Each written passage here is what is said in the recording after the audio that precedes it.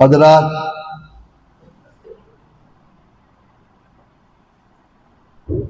कई मुस्लिम कौमों में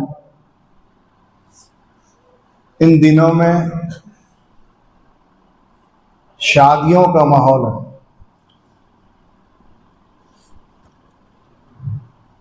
हमारे शहर में हमेशा हम लोग मुसलमानों की बारातों को इधर से उधर आते देखते हैं,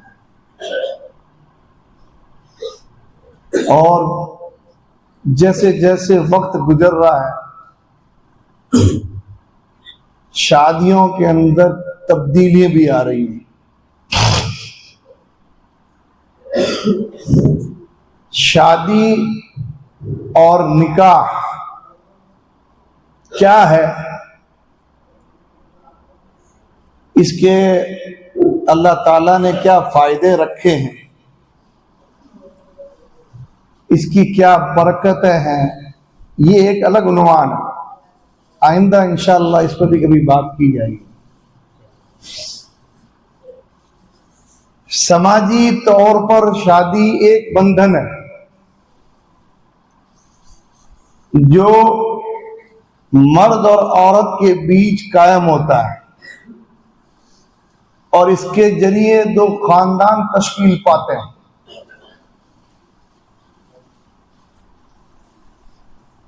अब शादी का माहौल और उसमें हमारा किरदार, हमारा रोल, ये क्या है और कैसा होना चाहिए। समाजी तौर पर किसी कौम और बिरादरी के सतह पर अगर गौर करें तो शादियों को मैनेज करने में और ये इवेंट करने में बड़ी तब्दीली आई है, बड़ी तब्दीली आई है। मुस्लिम कौमों की शादी समारोह देखकर हम ये फैसला नहीं कर पाते हैं कभी कभी, अगर दूल्हे के सर पे सेहरा ना हो तो फिर फर्क करना मुश्किल हो जाता है कि ये मुसलमान की शादी है या हिंदू की शादी है। बड़ी तब्दीली आ गई है शादियों में। आप देखें, वो कौमें, वो बिरादरी है जो अभी तक बड़े बड़े बिगाड़ से बची हुई थी, जिनके अब आज भी निकाह के कार्ड पर अन निकाह मिन सुन्नती लिखा होता है, यानी निकाह हुजूर की सुन्नत। सो कॉल्ड जमाने में मशहूर दीनदार कौम है, उनकी शादियों के भी चर्चे जब होते हैं तो बड़ा एक हैरत का मकाम होता है कि गम और खुशी के नाम पर मुसलमानों ने सारी हदें पार कर दी। अभी पिछले दिनों किसी ने बताया कि एक मुसलमान दीनदार कौम का एक घर है, उसके यहां शादी का माहौल था, तो दूल्हे ने दुल्हन और दुल्हन ने दूल्हे को माला पहनाई है स्टेज पर। अब फेरे बाकी रहे,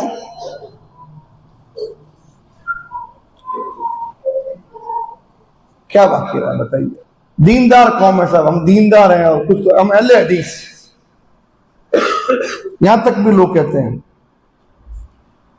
कि शादियों के अंदर आज उनकी देखें मर्द और औरत का इख्तलात, औरतों की बेपर्दगी और कौमी रिवाज। बताते हैं हल्दी की रस्म शुरू हुई है, शक्ल तब्दील करके लाया गया है। एक दूध प्याले की रस्म है, दूध के अंदर अंगूठी डाल के दूल्हा दुल्हन सबके सामने बैठते हैं, अंगूठी ढूंढते हैं। ये मुस्लिम कौमों के रिवाज है, और मुसलमानों में भी वो कौमें जो दीनदार हैं उनके ये रिवाज हैं, और वो कौमें बेचारी जैसे हमारी कौम लड़ने भिड़ने वाली, आड़ू कौम जिसको कहते हैं। अब अल्लाह का शुक्र है दीन धीरे धीरे आ रहा है, लेकिन ये भी अब क्या है कि इन्होंने भी अपनी बर्बादी को घर के गेट तक बुला लिया। क्या ऐसा बेटे की खुशी है, अब कैसे रोकें इसको? दोस्त ला रहे हैं डीजे, बंदोली नाम से एक रस्म चल पड़ी वापस,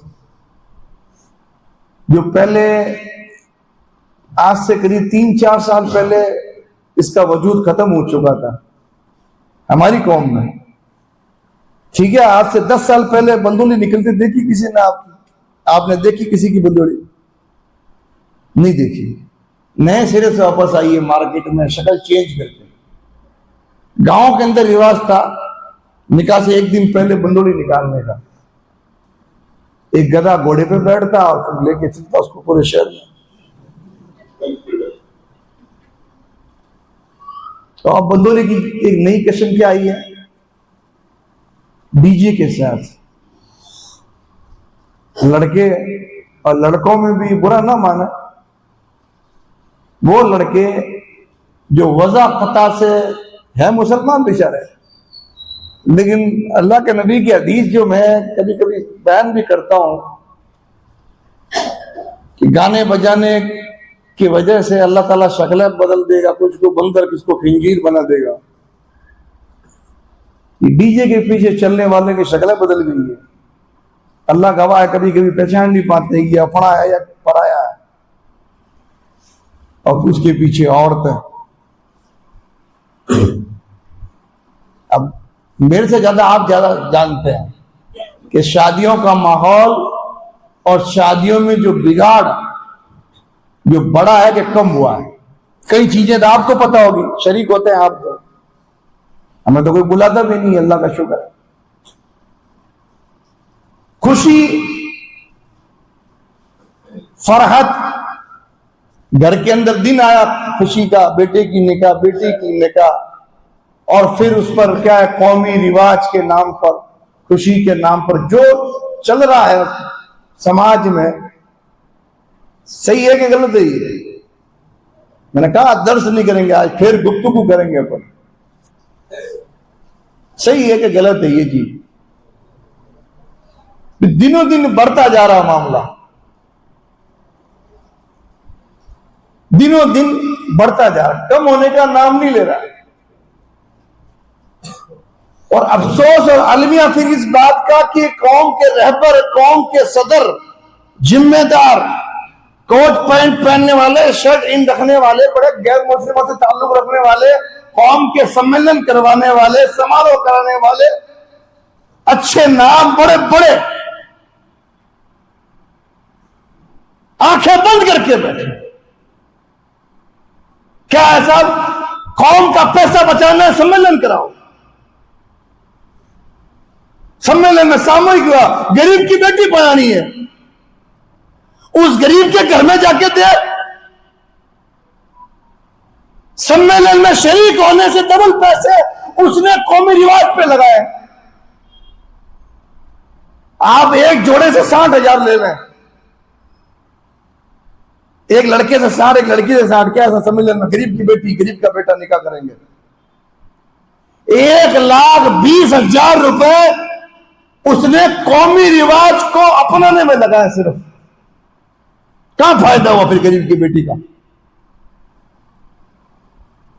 और सम्मेलन करा के तुम फ्री हो गए, पीछे मुड़ के तुमने नहीं देखा कि 10 साल पहले तुम्हारे सामूहिक विवाह में जिसकी निकाह शादी तुमने करवाई थी, आज उस जोड़े का क्या हाल है? कि कितने साल से बच्ची घर बैठी है, या कितने साल से एक जवान अपनी जवानी बर्बादी कर रहा है छोटे छोटे मुद्दे पर। पीछे मुड़ के तुमने नहीं देखा, तुमने यह नहीं देखा कि कौम के जवान बर्बादी की कगार पर पहुंच गए। आज तलाकशुदा इस्लामी तरीके से तलाक हुई भी, घर में कुर्सी बैठी है, तुम जिम्मेदार बनते हो कौम की, इतना तुम्हें शऊर नहीं कि वो हराम है बच्ची उस बच्चे पर जिसने उसको तलाक दे दी, तुम आगे आके उसका समाधान नहीं कर सकते। या छोटे से मुद्दे पर घर टूटा हुआ है, तुम सुलह नहीं करवा सकते। तुम्हें धुन चढ़ी है लोगों को निकाह करवाने की, जो निकाह टूट रही है उसका बचाने की धुन तुम्हें नहीं। अलमी आइए, सम्मेलन हो जाए, वो हो जाए, ये हो जाए, ये हो जाए, लेकिन जो कौम बर्बाद हो रही है उस पर कोई बात नहीं करता। सबका रोल है इस बर्बादी में। मौजूद लिखा ना, शादी का माहौल और हमारा किरदार, मां बाप का भी किरदार है इस घटिया तरीन शादी के प्रोग्राम में, बर्बादी के बाद उनका भी ताउन है। दूल्हा दुल्हन भी शरीक है, उनका भी रोल है बर्बादी में। दोस्त भी शरीक है बर्बादी में, रिश्तेदार भी शरीक है, और कौम के बड़े लोग भी शरीक हैं इस बर्बादी में, जो बर्बादी कौम के सामने खड़ी आज। खुशी के नाम पर कौम का रिवाज है, इस नाम पर तुम हिंदू बन जाओगे, जहरी और नास्तिक बन जाओगे, काफिर बन जाओगे, और कोई तुम्हें कहेगा भी नहीं। कभी रुक के सोचा है? मेरी माँ और बहनें सुन रही है बैठ के, तवज्जो के साथ सुनो। तुम ज्यादा फोर्स करती हो रिवाज को मानने में, मर्दों की बर्बादी में बड़ा हाथ तुम्हारा है। कोई अगर हिम्मत भी कर ले कि नहीं सुन्नत के मुताबिक सादगी से निकाह करूंगा, तुम नहीं होने देती हो।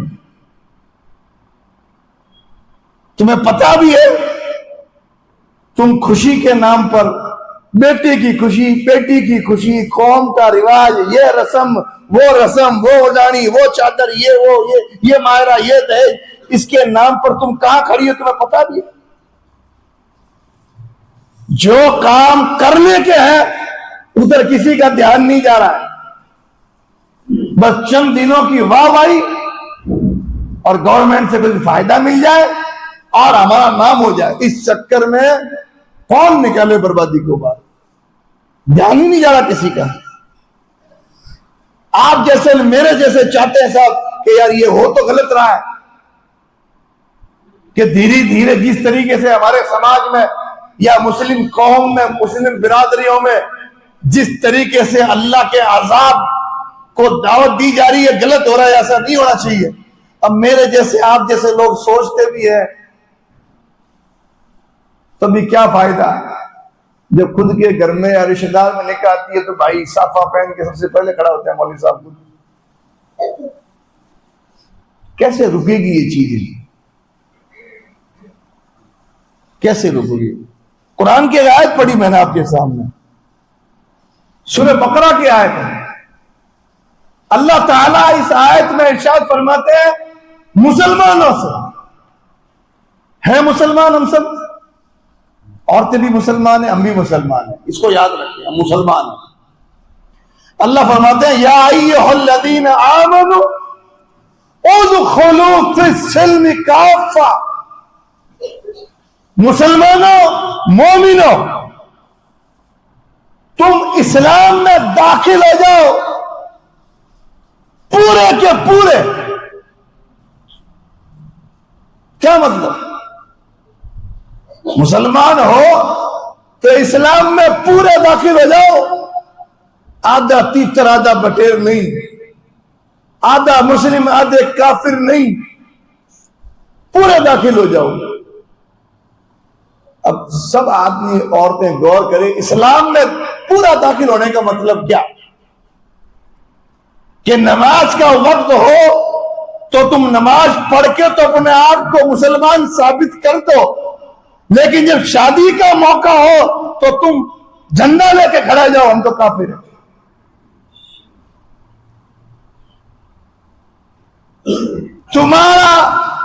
तुम्हारी जिंदगी का एक एक दिन, पैदाइश से लेके मौत तक, खुशी हो या गमी, कोई भी काम हो, हर काम में तुम इस्लाम के मुताबिक चलो अगर मुसलमान हो तो। मन मर्जी नहीं। कि मौत का वक्त हो तो उस वक्त तो आ जाएगा कि साहब मौलवी साहब को बुलाओ।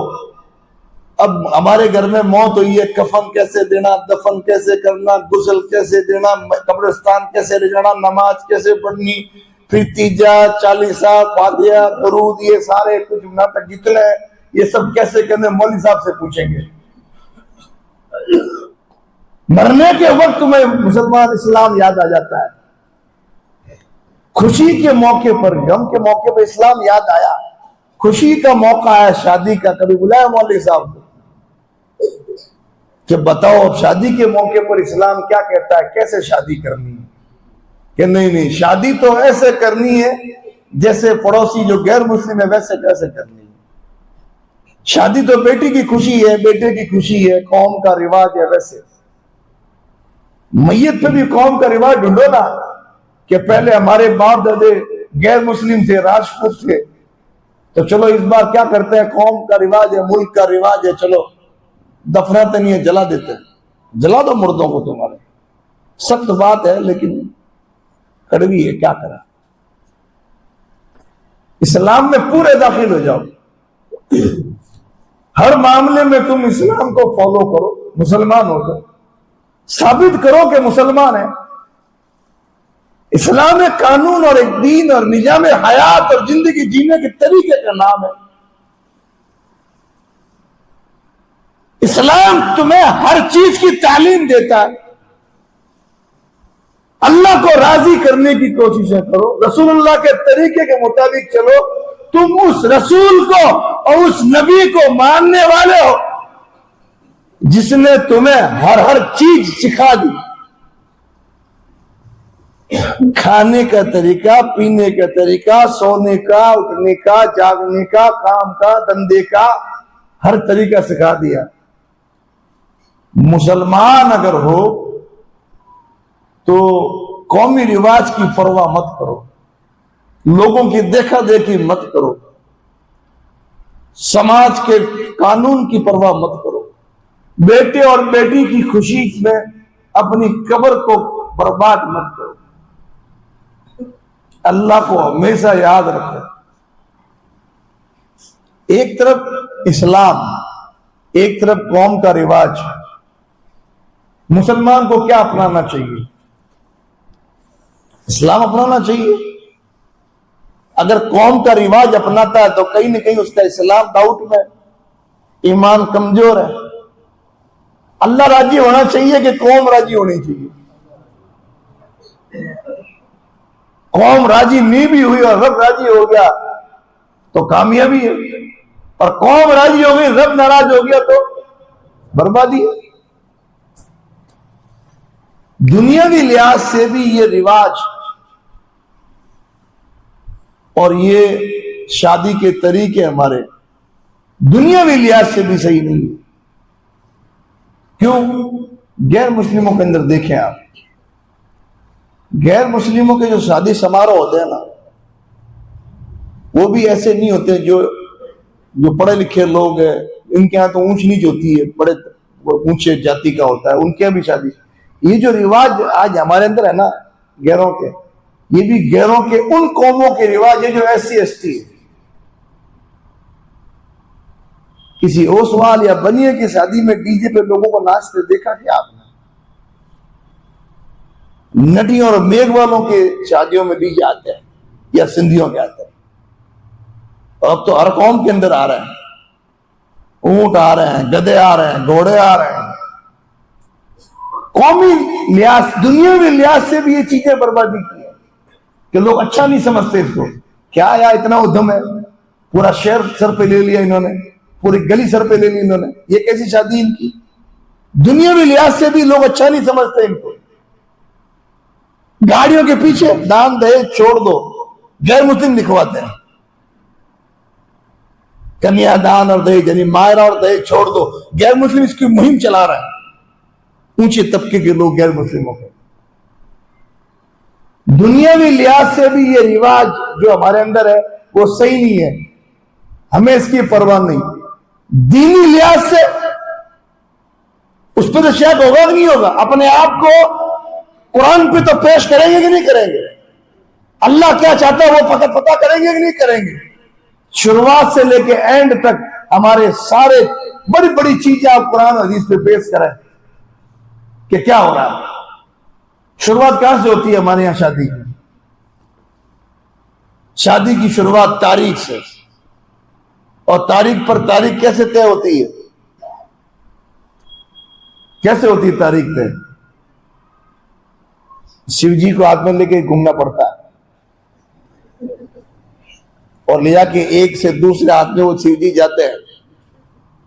फिर वो शिव जी हमारे घर आते हैं, हमारी औरतें उस पर 1 2 3 4 जो मौली लाल धागा होता है जिसको मौली बोलते हैं, उसमें हल्दी डालकर 1 1 2 2 तारीख के महीने के हिसाब से कांटा लगाती है। फिर उस शिव जी को सजा कर रख दिया जाता है पचीत पर।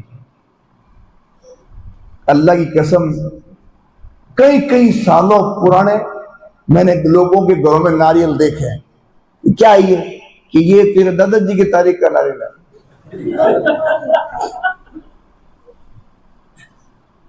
यकीन जाने इतना अदब होता है उस नारियल का, इतनी ताजीम होती है उस नारियल की।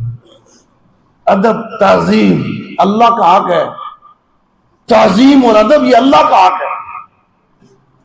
उस नारियल की ताजीम की जाती है, उसको बड़ा संवार के रखा जाता है। ऑथेंटिक बात है, नारियल को गैर मुस्लिम शिव का अवतार कहते हैं। ब्रह्मा विष्णु महेश तीनों देवता इसके अंदर समाये हुए हैं, ये उनका अकीदा है। उनकी कोई पूजा बगैर नारियल के नहीं होती, हमारी कोई शादी बगैर नारियल के नहीं होती। उनके देवता को घर में लेके आते हैं हम लोग।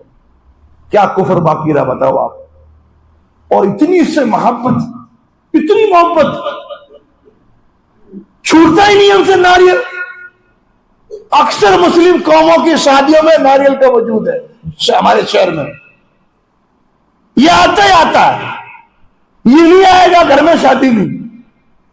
क्या कौम का रिवाज है? कहां से आया रिवाज ये? ऐसा रिवाज जो हमें इस्लाम से खारिज करके काफिर बना दे। शुरुआत में ही कुफर है। ये डीजे से बड़ा गुनाह है ये नारियल। ये शुरुआत होती है इससे शादी की हमारी। किसी को कोई परवाह नहीं है। हमने दाढ़ी वालों को देखा है और व्हाइट कपड़े टोपी लगी हुई, साहब आगे खड़े, साहब क्या है आज तारीख है साहब गाँवरी, अब वो नारियल को लेके घूम रही है। दीनदार दाढ़ियों वाले, बुर्का पहनी हुई औरतें और नारियल आगे आगे वो पीछे पीछे। यकीन जाने घरों की औरतों को जाके पूछें और औरतें खुद भी गौर करें कि वाकई नारियल को सजाती नहीं सजाती इस तरीके से जैसे कोई बुद्ध को तराशा है। ये आपके अकीदे की चीज है, अकीदे की चीज है। किसी ने किसी को तारीख पे नारियल नहीं दिया, निकाह नहीं होगी, नहीं होगी निकाह। मुसलमानों में तो ये रिवाज नहीं है। कहां से आया ये? अगर वहां गैरों से आया है तो जो चीज गैरों से आई है उसके बारे में कुरान क्या, अल्लाह के नबी क्या कहते हैं? मेरे आपके रसूल ने फरमाया, मन तशब्बह बिकौमिन फहुव मिनहुम। जो जिस कौम की देखा देखी करे, जो जिसकी देखा देखी करे उसकी गिनती उसी में होगी। अगर कोई कहे कि ये मुसलमानों का रिवाज नारियल नहीं है, किसका रिवाज है? मैंने बताया आपको, खुद कह दे, किसी गैर मुस्लिम से पूछ लो, खुद मान लेगा कि नारियल के जो 3 छेद होते हैं ना, ये ब्रह्मा विष्णु महेश है, और इसकी जटाएं जो ये शिव की चीज है, और अंदर से जो पानी निकलता है गंगा जल है। हंसने की बात नहीं है ये। अल्लाह के रसूल ने कहा जो जिस कौम की देखा देखी करेगा उसकी गिनती उसमें होगी। गैर मुस्लिमों का है ये, और हमारे घरों में पड़ा है। हमारा हशर भी कल कयामत के दिन काफिरों के साथ होगा अगर हम इनसे नहीं रुके तो। उनके अंदर गिनती होगी, मुसलमानों में गिनती नहीं होगी हमारी। अगर ये रिवाज हमसे नहीं छूटते हैं तो। बताओ उन कौमों को जो नाम निहात कौमें अपने आप को दीनदार कहती है कि ये कहां से लाए ये। तो शुरुआत इससे होती है, तो पहले इससे तौबा करें। लड़ जाए भिड़ जाए इस मामले में, सर फोड़ना पड़े तो फोड़ दे कौम के सदर का, लेकिन कहें उसको कि सबसे पहले कौम में इसको रोको, ये हमारी पहचान मिटा रहा है, इसको निकालो सबसे पहले तारीख पर।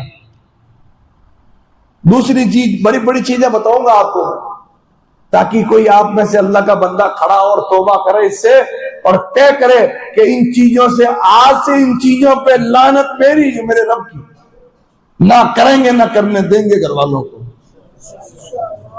इंशाअल्लाह। दूसरी चीज, जो बड़ी चीज शादी के मौके पर जो बर्बादी बुलाने वाली है, वो है औरतों की आजादी।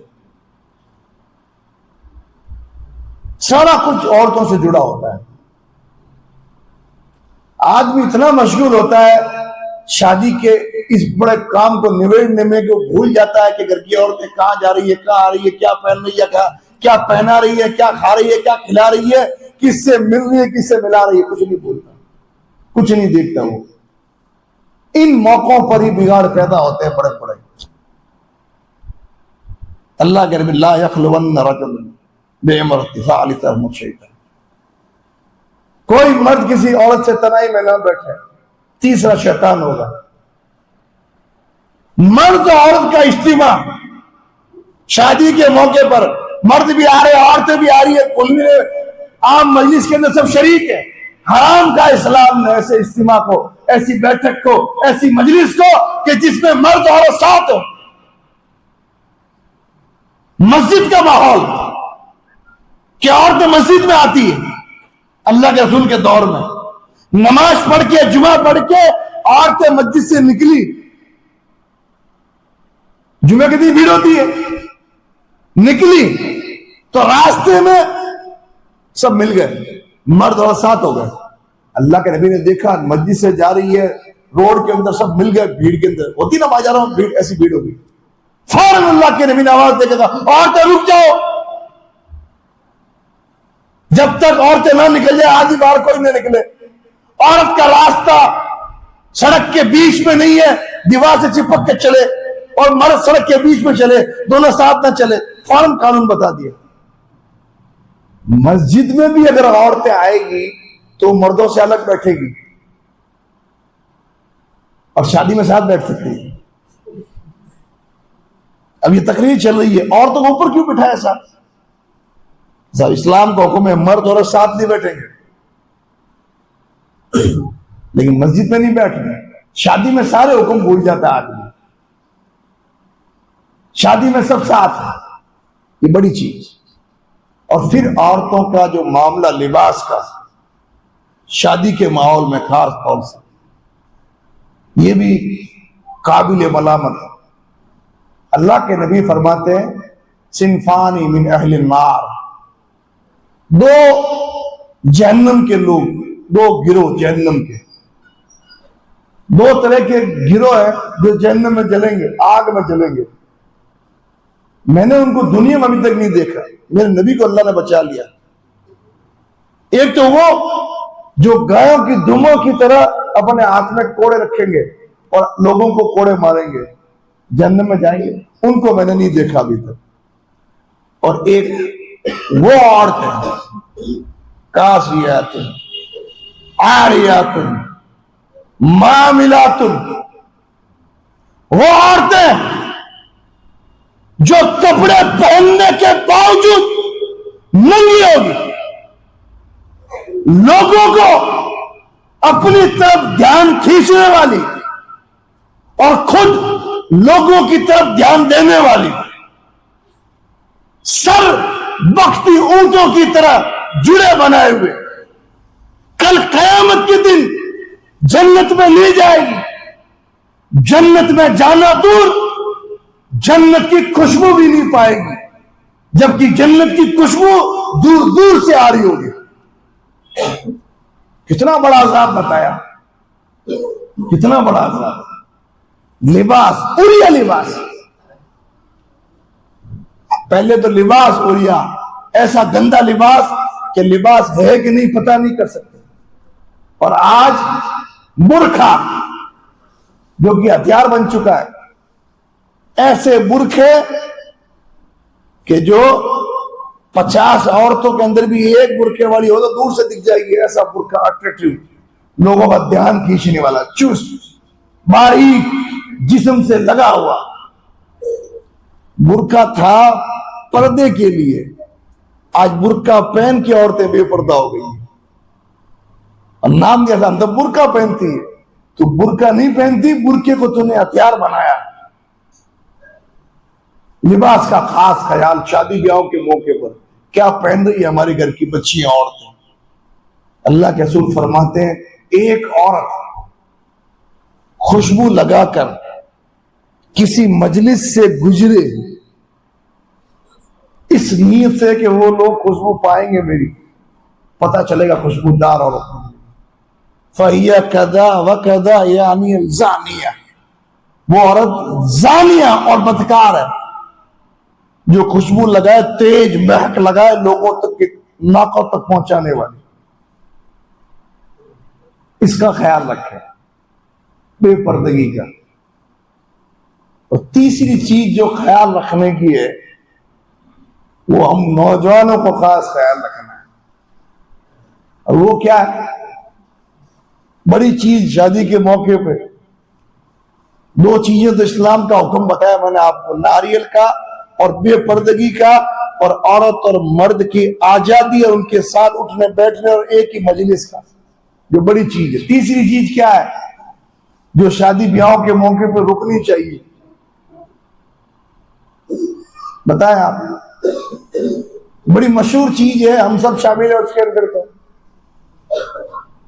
डीजे, डीजे म्यूजिक, बगैर म्यूजिक हमारी निकाह नहीं होती, बगैर डीजे चलाया हमारी शादी नहीं होती। और अब तो डीजे उन घरों में आ रहा है जो अपने आप को दीनदार कहते हैं। क्या सब 40 दिन लगा के आया, क्या सब नमाजी है, हल्की की दाढ़ी भी है। और डीजे कैसा, हमारे घर की औरतें बुर्का पहनती है, आगे डीजे और पीछे घर के बुरखे वाली औरतें। अच्छा लग रहा है, लोग अच्छा समझ रहे हैं इसके। इस्लाम में क्या हुक्म है? सूरह लुकमान की एक आयत से बात शुरू करें। अल्लाह ताला फरमाता है, व मिनन नास मन यश्तरी लहवल हदीस लियुदिल्ल अन सबीलिल्लाहि बिगैरि इल्मिन व यत्तखिज़हा हुज़ुवा उलाइका लहुम अज़ाबुम मुहीन। कुछ लोग हैं जो फिजूल और गाफिल कर देने वाली चीजों को खरीदते हैं। ये के अल्फाज हैं खरीदने के।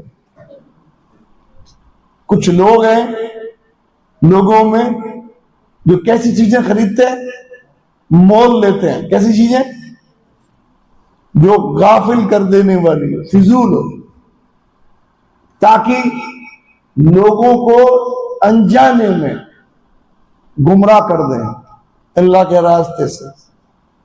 ऐसे लोगों के लिए रुसवा करने वाला, बेइज्जत करने वाला अजाब होगा। ये कुरान की आयत है सूरह लुकमान की, अल्लाह का कुरान है ये। दो चीजें गौर करें कि लोगों को गुमराह करने के लिए ऐसी चीज खरीदना जो लोगों को गाफिल कर दे। हजरत अब्दुल्ला बिन मसूद मेरे नबी के साथी हैं, फरमाते हैं कि अल्लाह की कसम है, कुरान में ये जो चीज आई ना गाफिल कर देने वाली चीज, अल्लाह की कसम इससे मुराद है गाने और बाजे। गाने और बाजे खरीदते हैं ताकि अनजाने में लोगों को गाफिल कर दे, गुमराह कर दे। दूसरी चीज गौर करने की, अल्लाह ने कहा रुसवा करने वाला अजाब। रुसवा करने वाला अजाब क्या होता? जहन्नम में गया, अजाब, आग का अजाब, आग में जल रहा है, लेकिन अल्लाह ताला जिल्लत और रुसवाई तारी कर देता है, सबको दिखा के अजाब देता है, सबके सामने उसको अल्लाह जलाएगा। यह नुकसान। खुशी की बात करते हैं कि बगैर गाने बाजे खुशी नहीं हो सकती। अल्लाह के नबी फते सौतानी मनऊनानी फिर दुनिया वल आखिरा। दो आवाजें, आवाज होती ना, दो आवाजें, हदीस है, अल्लाह के रसूल ने फरमाया दो आवाजें दुनिया में और आखिरत में उस पर अल्लाह की फिटकार और लानत है। फिटकार और लानत दो आवाजों को। एक आवाज कौन सी है? मिज़मारुन इंदा निअमतिन, खुशी के मौके पर गाने और बाजे की आवाज। वरिन्नतुन इंदा मुसीबतिन, और गम के मौके पर मातम की आवाज। गम हो तो चीखे मार मार के बोल बोल के रोना, अल्लाह की लानत है। और खुशी हो तो गाने और बाजे चलाना, अल्लाह की लानत है इस पर।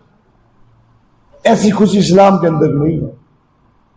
खुशी के मौके पर ऐसा काम कर गुजरोगे कि जो अल्लाह ने हराम किया। अल्लाह के नबी सल्लल्लाहु अलैहि वसल्लम ने कितने साफ तौर पे कहा, मेरे भाइयों और दोस्तों, वो आशिक रसूल कहां चले जाते हैं इन मौकों पर।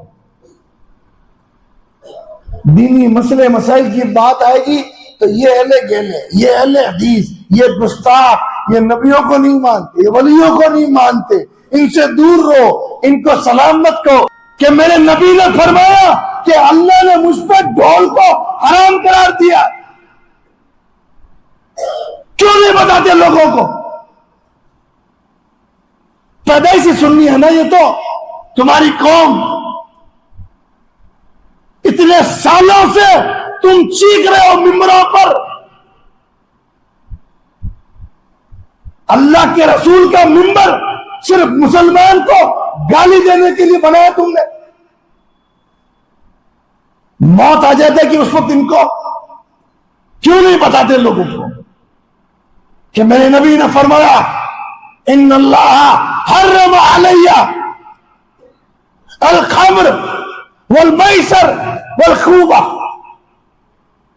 कि मेरे रब ने मुझ पर, रसूल कह रहे हैं मुझ पर अल्लाह ने हराम किया, मुझ पर। और तबरानी की एक रिवायत में अला उम्मती, मेरी उम्मत पर। रसूल के अगर सच्चे मानने वाले हो तो थोड़ा लिहाज करो मेरे रसूल का। इतनी खुशी, यह है तौहीन नस्ल नबी की, कि रसूल के दिए हुए दीन का मजाक उड़ाना। क्यों नहीं रोकते लोग? 55-60 साल से तबलीगी जमात हमारे समाज में काम कर रही है। पैदाइशी तौर पे इन मुल्लों को हमने चीखते हुए देखा है। इतने इतने साल हो गए, तुम कौम से नारियल खत्म नहीं कर पाए।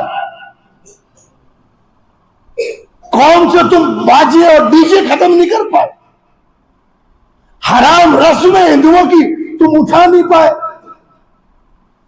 और आज नौजवान तबका अल्लाह उसके रसूल की तरफ आ रहा है, कुरान की तरफ आ रहा है, सुन्नतों की तरफ आ रहा है, हराम काम छोड़ रहा है, शराब छोड़ रहा है, नमाजी बन रहा है, नबी की सुन्नत रख रहा है, दीन की बात कर रहा है। और तुम कहते हो ये गुस्ताख हैं, ये वलियों को नहीं मानते, ये औलिया को नहीं मानते। ये चीजें तो तुम्हारे यहां भी हराम है ना। क्यों नहीं बोलते लोग इस पर? क्यों मुल्ला जी निकाह पढ़ाते हैं ऐसे लोगों की जो खुले तौर पर मेरे नबी के दीन की धज्जियां उड़ाते हैं? क्यों नहीं आवाजें निकलती?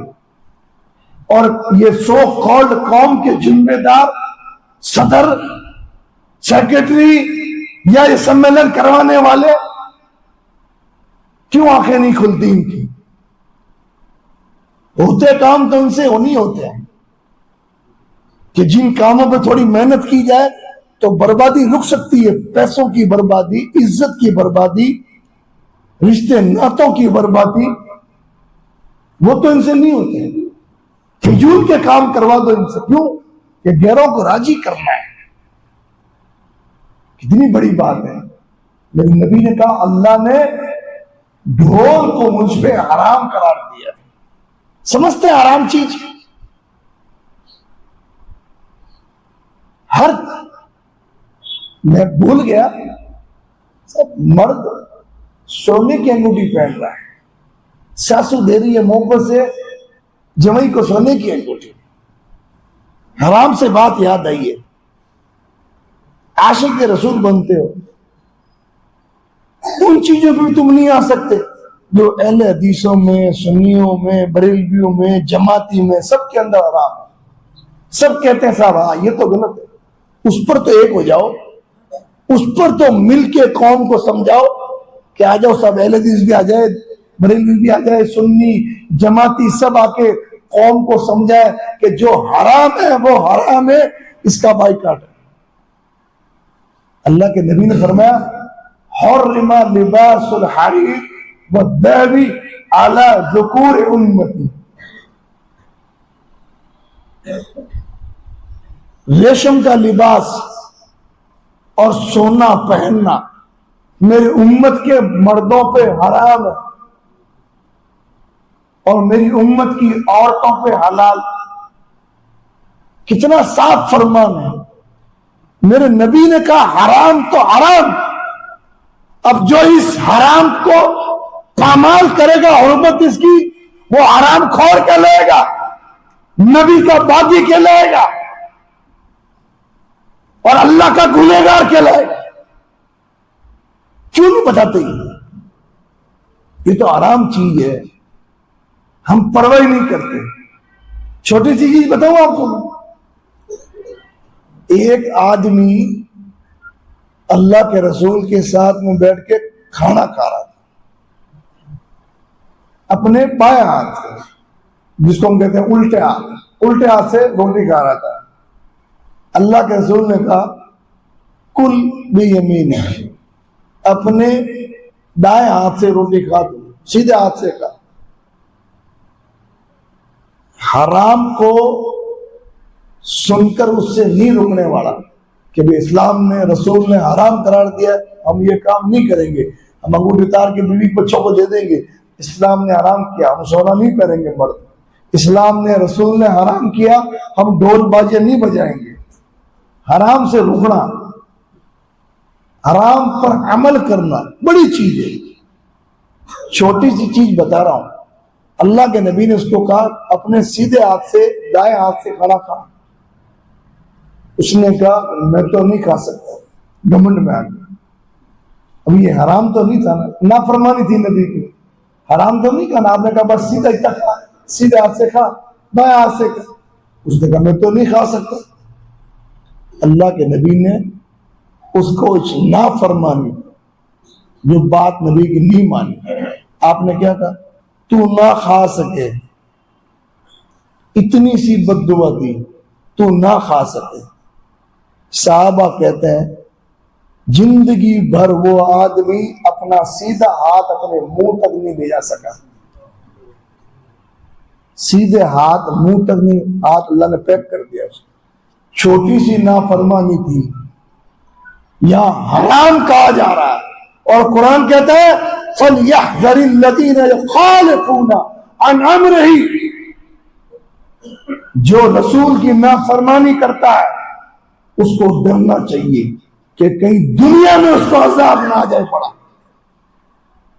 मेरे भाइयों और दोस्तों, कितनी चीजें बताऊं आपको। सिर्फ म्यूजिक के बारे में अल्लाह के रसूल ने एक बार नहीं, कई बार, कई हदीसों में आपने इसको हराम करार दिया और अज़ाब का बताया। एक हदीस में फरमाया इन फी हादिही उम्मती खस्फुन मस्कुन व खज़फुन, मेरी इस उम्मत पर जमीन धंसने का, आसमान से पत्थर बरसने का और शक्लें बिगड़ने का अज़ाब होगा। एक आदमी ने पूछा मता ज़ाक या रसूल अल्लाह, ए अल्लाह के रसूल कब होगा? तो फरमाया जब मेरी उम्मत के लोग शराब पीने लगेंगे, इसको हलाल बना देंगे, एक हदीस में इसका नाम बदल देंगे। जब उनके सामने गाने गाने वाली औरत आ जाएंगी, जब गाने और बाजे के इंस्ट्रूमेंट इजाद हो जाएंगे, उनके लिए गाने और बाजे के सामान जाहिर हो जाएंगे, तो 3 बड़े बड़े जाल। और एक हदीस में है कि मेरी उम्मत के लोग किसी पहाड़ के पास में पड़ाव डालेंगे, उनके कुछ गुलाम मवेशी चरा के रात को उनके पास लाके मवेशी देंगे। एक गरीब उनके पास में आएगा कि मुझे अल्लाह के नाम पूछ दो, वो कहे कल आना, कल देंगे। वो दूसरे दिन आएगा तो देखेगा कि अल्लाह ने उन लोगों की शक्लें बिगाड़ दी है, कुछ की शक्लें सुअर जैसी हो गई, कुछ की बंदर जैसी हो गई, और पहाड़ को उनके ऊपर गिरा दिया। क्यों ऐसा? यही वजह, शराबें पीने की वजह से। गाने और बाजे उनके सामने होंगे और बैठ के गाने बाजों का लुत्फ उठाएंगे। मेरे भाइयों और दोस्तों, कोई लंबी चौड़ी बातें नहीं बतानी आपको, तो इतना जान लें, कुरान ने इन गानों को शैतानी आवाज कहा, और शैतान को कुरान ने कहा अल्लाह ने कि तू अपनी आवाज से इनको बहका दे। गाने सुनने से दिल में कुफ्र पैदा होता है, निफाक। अल्लाह के रसूल बांसुरी की आवाज सुन के कानों में उंगली डाल दी। अगर है आशिक के रसूल तो गाने से नफरत करें, ढोल से नफरत करें, और रात डीजे ये तो ऐसा है कि ऐसा नजर आता है कि अभी कभी इस पे अजाब उतर जाए। ये ऐसी चीज है, इनसे खुद भी रुके, लोगों को भी रुके। क्यों? ये आखिरी बात, सूरह निसा के अंदर एक आयत है, वक़द नज़्ज़ल अलैकुम फिल किताब, तहकीक की ए नबी हमने आप पर जो किताब उतारी है, उस किताब में ये हुक्म है आपके लिए, अन इज़ा समिअतु, कि जब आप सुने, जब आप लोगों को देखें कि लोग